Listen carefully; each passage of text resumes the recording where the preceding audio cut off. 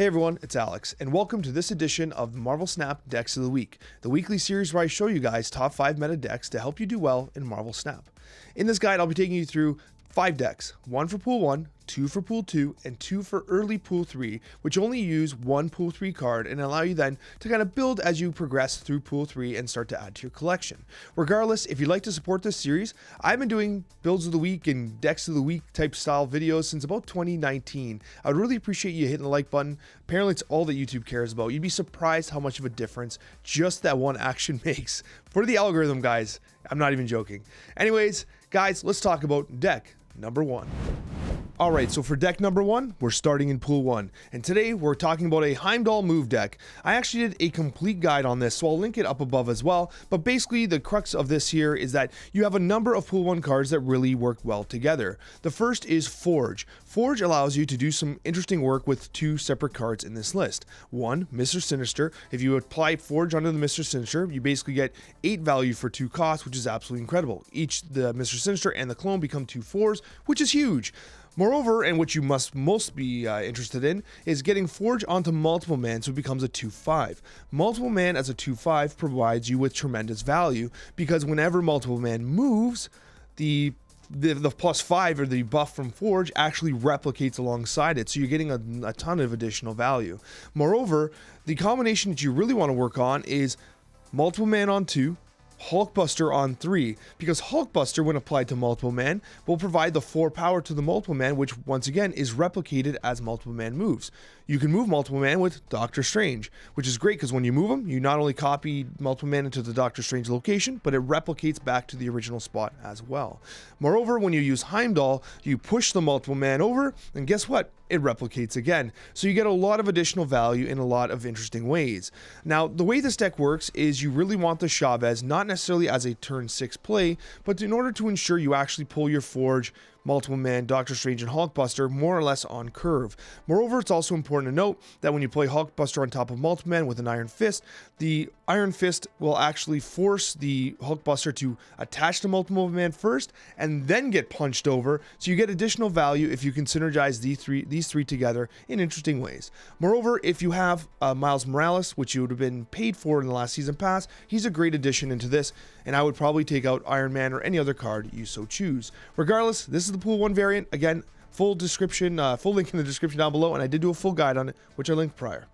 For those still trekking through Pool 2, I do think that disruption decks represent the best opportunity for you to rip 8 cubes out of your opponent's hands. And yes, we've got Shang-Chi featured here because he is core to this deck. If you don't have Shang-Chi, you can use Enchantress instead. However, so Enchantress, it does represent a substitute for Shang-Chi if you haven't unlocked it yet. Regardless, yes, you have a major disruption package. You are taking a card from the opponent's deck to get some information. You're, disrupting their ability to play kind of like high tempo cards by taking 1 power off them. You're taking control of the actual locations. Most importantly though, you have the control package of Cosmo for on reveals like Odin, you have the Killmonger for the Zoos, and you have the Shang-Chi's for the Infinauts and the Devil Dinosaurs. Again, if you don't have Shang-Chi, Enchantress represents a good opportunity. Jessica Jones is a great high value play, and moreover, then for the finisher, you have the Iron Man finisher into Onslaught, which is absolutely tremendous. You get a ton of value from there.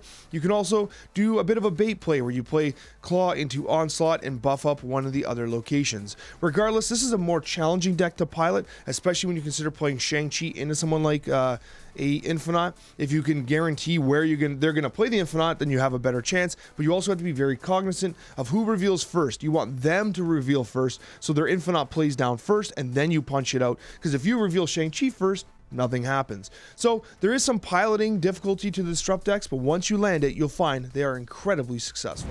In Pool 2, I believe that versatility decks can be one of the easiest to pilot while also securing a lot of good wins and cubes for you to rank up. Storm is a card that really allows you to control specific locations, but your ability to build decks that really take advantage of that control, because when you flood a location and then it's flooded and shut down, an opponent might not be able to play a card there, but you can move cards there. You can have cards added there. So there's so many things that you can do to take advantage of this type of control. And that's exactly what these versatility decks do. First of all, basically you're running the Hawkeye Domino combo. I like this because when you play Hawkeye as a 1-1, you basically guarantee the follow play with Domino for the 1-3. Now, if you so choose, if you want to get rid of the Domino Hawkeye combo, if you're facing lots of Killmongers, which can impact the Infinite, because you're going to play Infinite into the Storm lane. You get rid of Domino, you put in Armor instead to protect the Sunspot, and you can add a 1-drop of your choice to substitute the Hawkeye. Hawkeye is only good with Domino. Now, from there, you have another couple different decisions to make. With the Sunspot running in the protected lane with Armor or in the flooded lane, you can finish the game by basically winning the next location with Infinite. You skip turn 5, you drop the Infinite. It's very hard for them to trade unless they trade effectively with Shang-Chi. Regardless, you also have a couple other win conditions as well. Let's say you're really wide on the board. You played Wolfsbane and etc. You can play Ironheart into a given location, and then you can follow up that Ironheart with a White Tiger who puts a Tiger Spirit into a location. And then on that exact location, you finish with Odin, who then reprocs the Ironheart, giving you additional +6 reach, and also reprocs more reach with White Tiger, who I'm having trouble selecting, sends another Tiger Spirit. So this is why this deck is all about versatility. You have 2 separate win conditions, and you have the ability to decide how you want to approach the game depending on how the situation goes. And it's amazing because you'll find yourself often switching at the last moment in order to take advantage of your opponent's missteps. It's a wonderful deck that is incredibly versatile, and we did a full guide on it. I'll link it up above. It'll help you to get the grasp of how to play this deck, because the gameplay can be a little complex, but overall I think it's a deck that provides you with a ton of flexibility and the ability to win queues. And now we're on to the Pool 3 decks of the week. And guess what? We're starting with an early Wong build, so in case you just pulled Wong out of your collection track, you've got yourself one of the best cards in the game. And this is an early Pool 3 Wong deck. Now, if you don't have Wong, but you want to play Wongoing or you want to play ongoing decks, still a damn good list. You just take Wong out. However, Wong does make this deck truly special. And the way it works here is Wong is the only Pool 3 card in this deck. And the way it works is, generally speaking, you do the usual ongoing style things. You basically play your Ebony Maw into a lane in combination with your Armor, Colossus, Lizard, whoever it might be, usually with Ant-Man as well to get that +3. And then what you do is you play Wong. You play Wong on 4, and what that allows you to do, by the way, Wong is an ongoing card, which allows it to become a 4/6 when you drop Spectrum on it. That's the key combination. You drop Spectrum on Wong, so now traditional Spectrum decks, you'd give +2 to all your ongoing cards, and that felt fantastic. But with Wong, you're giving them +4. +4. It's absolutely insane. And if you consider for a moment that you play Wong on turn 4, you play Blue Marvel on turn 5, and then you play double Spectrum procs, that's +5 across the board for all ongoing cards. It's insane, right? It's absolutely insane, and the burst potential is nearly unmatched. And that's what makes this deck so damn good. You also have the Claw that you can play as well. If you're playing a lot of Claw and you find yourself doing a lot of Claw combos, you can take out America Chavez, and what you can do is you can employ Onslaught in order to kind of take advantage of that combination as well. But Chavez is important as well because you really want Wong and you really want to pull Ebony Maw before turn 3, so that's why Chavez is kind of really important in this particular list. But regardless, Wong, if you've pulled him in Pool 3, makes an incredible early Pool 3 deck. And the next Pool 3 deck we've got to talk about is the Dracula discard early Pool 3 deck. If you've managed to pull Dracula early on, you are blessed because he is a great card in what is an already established archetype.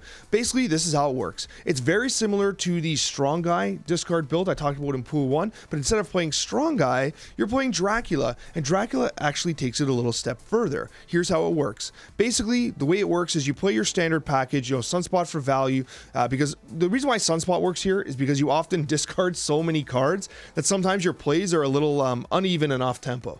So the nice thing about Sunspot, it helps you curve out a little bit when you've discarded your Swordmaster and don't have anything to play on turn 3. So anyways, Sunspot helps with that. The nice thing about the Dracula here is that it actually discards a card from your hand. A lot of people don't realize that the discard is actually the effect, which means that your whole goal is to, on turn 6, to have Apocalypse and Chavez in your hand completely. You want Chavez and Apocalypse, nothing else. If you have Swarms that you've procced, it's nice because they're going to be 0 cost, so you can play them down on the board for free. Great. But the thing about this is that you want to play Blade on turn 5 to ensure that you discard your hand so it's empty, so you just have Apocalypse and Chavez. Now, when you're on turn 6 and you have Apocalypse and Chavez, you always play Chavez because she's a 6/9, she hits the board. The reason for this is because Apocalypse is a 6/8. However, when Dracula guarantees the discard, it hits the Apocalypse because it is a discard. Apocalypse becomes a 6/12 and Dracula becomes a 4/12. So the actual discard does power up the Apocalypse for Dracula, and that's what makes it so effective. The major challenge of this deck is ensuring that you actually clear your hand on turn 5 with Blade.